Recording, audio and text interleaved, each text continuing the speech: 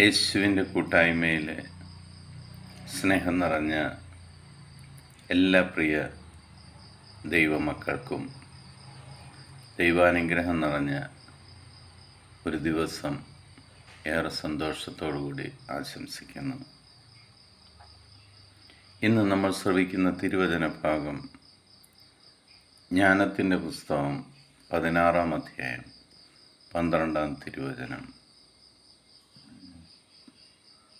കർത്താവേ, മരുന്നോ ലേപന ഔഷധമോ അല്ല, എല്ലാവരെയും സുഖപ്പെടുത്തുന്ന അങ്ങയുടെ വചനമാണ് അവരെ സുഖപ്പെടുത്തിയത്. ഭൂമിയിലായിരിക്കുന്ന നമ്മളെ രോഗികളായി മാറുമ്പോൾ ശുശ്രൂഷിക്കുവാൻ ധാരാളം ഡോക്ടർമാരുണ്ട്.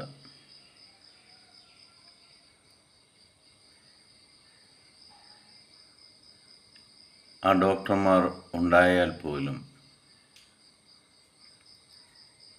ദൈവവചനം നമ്മളോട് പറയുകയാണ്, ദൈവവചനം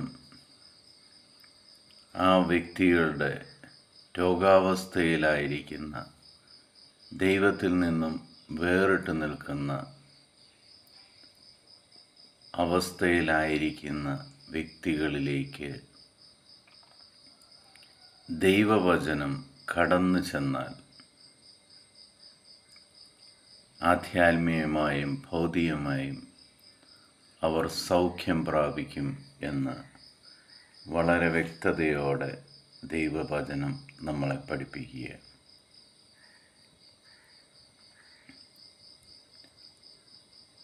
ലോകത്ത് നമ്മൾക്ക് വേണ്ടി നമ്മളെ പരിചരിക്കുവാൻ ഉള്ള ഡോക്ടർമാരുടെ സഹായം തേടുന്നതോടൊപ്പം തന്നെ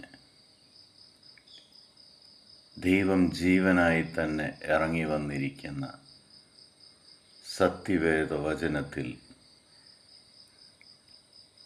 വിശ്വസിക്കുന്നവന് പൂർണ്ണ സൗഖ്യം തന്നെ ലഭിക്കും. അവൻ ഇതുവരെ അനുഭവിച്ചിട്ടില്ലാത്ത മനസ്സമാധാനം അവൻ നേടുവാൻ തുടങ്ങും. ഒന്നിനെക്കുറിച്ചും ആകുലപ്പെടാനോ അസ്വസ്ഥമാകാനോ അവൻ ഒരിക്കലും പിന്നീട് ഇടവരികയില്ല. അത്രയ്ക്ക് പവർഫുള്ളാണ് ദൈവവചനം. ദൈവത്തിൻ്റെ വചനം അനുസരിച്ച് മരിച്ചവർ പോലും ഉയർപ്പിക്കപ്പെടുന്ന സാഹചര്യങ്ങൾ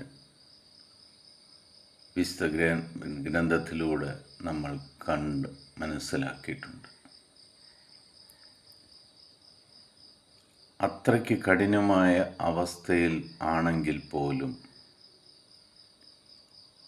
ദൈവവചനം നീ ഹൃദയത്തിൽ ഏറ്റെടുക്കുന്ന നിമിഷം ആ അവസ്ഥകൾ പോലും നിന്നിൽ നിന്നും മാറും. നീ സൗഖ്യം പ്രാപിക്കും.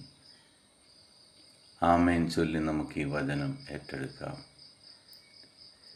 നിർജീവമായിരിക്കുന്ന എൻ്റെ അവസ്ഥകൾക്ക് ജീവൻ പകരുവാൻ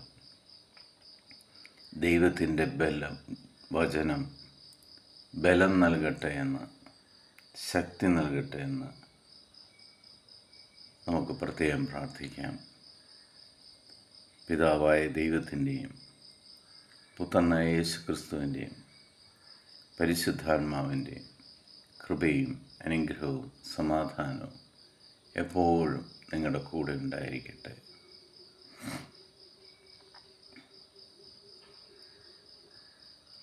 ലോകത്തിലെ 830 കോടി എല്ലാ മക്കളെയും ദൈവസന്നിധിയിലേക്ക് നമുക്ക് സമർപ്പിക്കാം.